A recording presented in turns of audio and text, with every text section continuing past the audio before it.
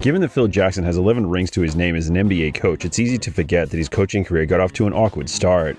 Shortly after being selected with the 17th pick in the 1967 draft by the Knicks, Jackson got 2 rings as a player with the team in 1970 and 1973 before joining the Nets in June 1978. He represented the team for 2 seasons, serving as both a player and an assistant coach, after which he retired as a player, though he remained with the team as a member of the coaching staff for 1 more season. Then, between 1982 and 1987, Jackson served as the head coach for a variety of teams outside the NBA before returning to the league in 1987 when he was hired as an assistant coach for the Bulls under Doug Collins. Later, when Collins was fired in July 1989, Jackson was promoted to the team's head coaching position. It was between 1991 and 2010 that Jackson won his 11 rings, first with the Bulls with 2 three-peats from 1991 to 1993 and from 1996 to 1998. Then, Jackson led the Lakers to their own three-peat between 2000 and 2002, followed by back-to-back championships in 2009 and 2010. Well, this is what we play for. In retrospect, Jackson's success looks like it was a relatively smooth ride.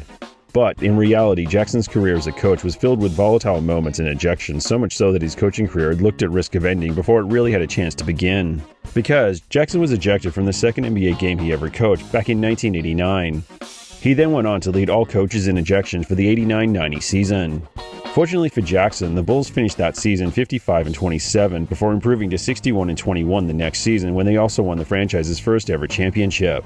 The celebration has begun in the Chicago locker room.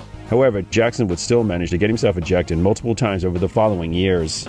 Most were legitimate, coming after emotions got the best of him. But there is one ejection that stands out amongst the rest because it was one of the weirdest in NBA history. The ejection in question happened in December 2001 during a game between the Lakers and the Warriors. At the time, the Lakers were the NBA's 2-time defending champions, while the Warriors were one of the worst in the league. But because Los Angeles didn't have Shaquille O'Neal due to injury, the contest was closer and more heated than it ever should have been. Ultimately, the Warriors beat the Lakers in a close contest.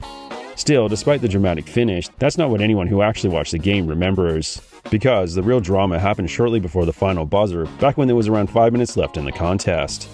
The game really got heated when Devin George fouled out. Devin argued the call, which led to his ejection. Wing jumper, ball ricocheting out, and stay right here, says Eddie Rush. Devin George may have fouled out of the game, and he has. Oh, he just kicked the scorer's table. And he's gone, he's been ejected. Technical foul, in addition to the personal foul, and George is gone, both ways. Fouled out and teed up. As Devin was leaving the court, play resumed, during which Larry Hughes of the Warriors hit a three-pointer. But Phil, there's a wide open three from Larry Hughes. And Hughes bangs it down. But in the confusion and mayhem of Devin's foul and subsequent ejection, the Lakers only had 4 active players on the court when Hughes made the shot. Outraged, Jackson called a timeout before wandering to mid-court, complaining that the Lakers hadn't been given enough time to make a substitution for Devin. Jackson was soon given a technical foul for his conduct. Phil Jackson is off his feet, saying, "How do we get the ball in play?" Well, Phil Jackson just got a tee. And because Jackson continued to argue, he was then given a second tech and ejected. This is crazy. And Jackson's gone. They just ran him. I don't know if he knows it yet. Rodney Mott just indicated that Jackson, he waved his hand saying, "Get out of here."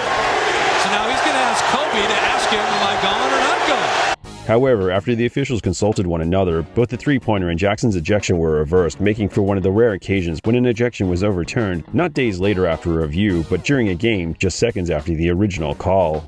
Much to the fury of Warriors coach Brian Winters and the team's commentators. Look at Brian Winters on the sideline and saying, "You called the tee on Phil Jackson. We should have a technical free throw before we resume play here." And now they're going to take the three-pointer away.